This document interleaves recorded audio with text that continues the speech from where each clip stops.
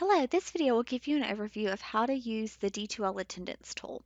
Now, the D2L Attendance Tool can be used in just a regular semester to mark who is present and who is absent and have it digitally recorded somewhere. But the attendance register can actually be customized to used for a lot of different things.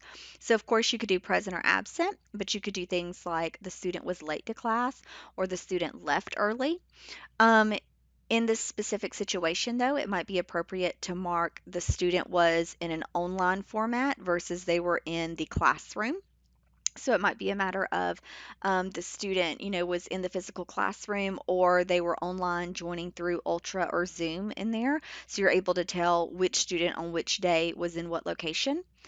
Even when you're working if you're doing attendance within the classroom, you might label your rows in your classroom as, row A, row B, row C, row D, and mark when you're taking attendance what row the student was in, so that if something were to happen, you wanted to know where the student was in the classroom on that particular day, you would be able to look it up and say, okay, on class 1, he was in row B, in class 2, he was in row C, class 3, he was online, class 4, he was in row A or whatnot. So this could be a way to kind of track the location of your students in the certain situation that we are in.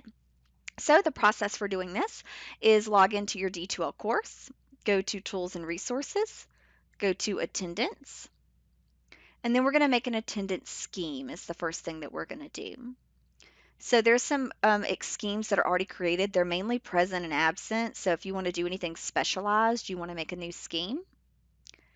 And this is where we're going to determine what types of things we want to account for. So you can name it whatever you want to. I'll just name it Autumn Fall 2020. You can name it whatever scheme you want to. And so if they are in online that day, I'll have the O stand for online. I'll have the C stand for they were in the classroom. I'll have the um, L stand for they were late entry to class if I want to, detect that. And then I can add in some more statuses. So I can choose some more statuses if I want to. And I could say, E for left, early, etc. And so that's one way to do it. But another way to approach it is making a scheme like this to where A stands for row A, B stands for row B, C stands for row C, etc.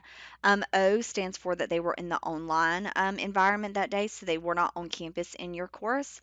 Or A, they were absent, which that might mean they were supposed to be on campus that day, but they were absent.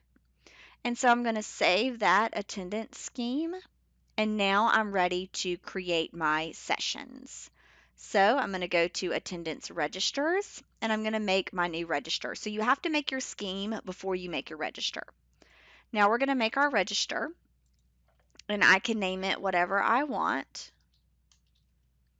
Now, something important to note as well is all of this will copy over to your other courses. So if you build it in section A and you want to use it in section B and C, you can copy it over to those.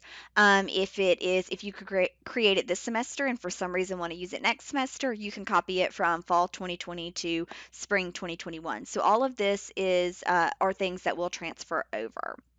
So I'm going to give it a name. I'll just name it this semester and the course. I can give it a description if I want to. I don't necessarily need to though. And this is where I pick my attendance scheme. So this is the one that we just created. That's why I said you have to make the scheme before you make the register. Now the cause for concern is this is kind of it doesn't really affect a grade per se, but it does help you in knowing if they are missing a lot of class, they will it'll kind of bold it out to where you can see, oh, this student's, missing more class than they are in class, so that's a cause for concern. So if I say that they get below a 75% attendance rate, then it's going to alert me for cause for concern. Then you can choose to let the students see their own attendance or not. I like to let them see their own attendance so they're able to track, how many absences they have, how many times they've left early, how many times they were late, so they can kind of self-regulate that way. So then down below is where we add in the sessions. So you could add these by date, but I don't encourage you to do that, because if you say, okay, session 1 was August 14th and session 2 is August 16th and session 3 is August 18th, if that's a Monday, Wednesday, Friday scheme and you copy it over to a Tuesday, Thursday, that's not going to work anymore, and you're going to have to go and edit those dates. If you set this up for now and you use it next semester, those dates are not going to work either, because that will be January rather than August. So I prefer to do it a little bit more universally by having something like class 1 or class 2, class 3, etc. And so you can continue, add more schemes by doing add sessions, add more, and then you can just continue on adding those.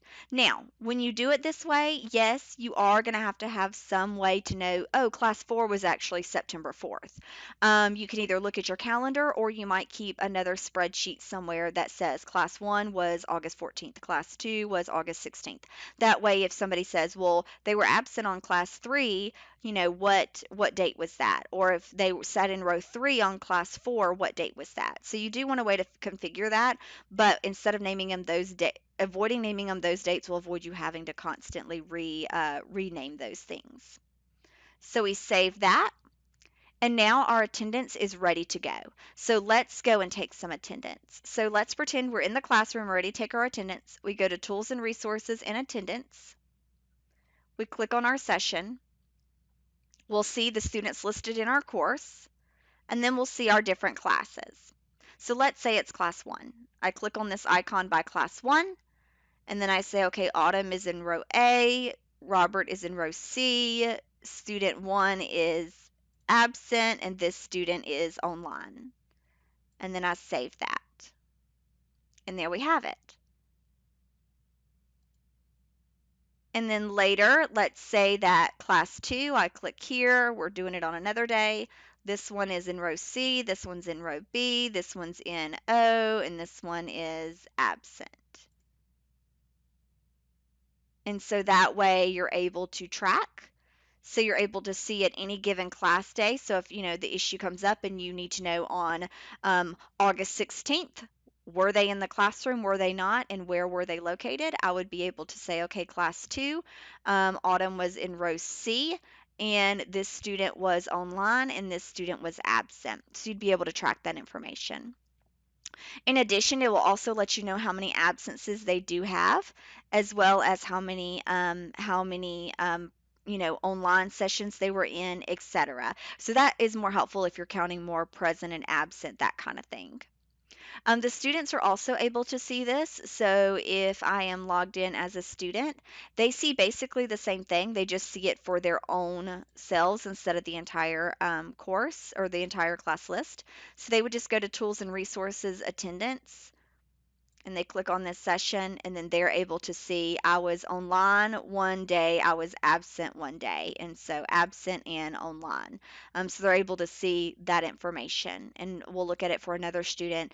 They would be able to see, what row they were in or that type of information if they wanted to.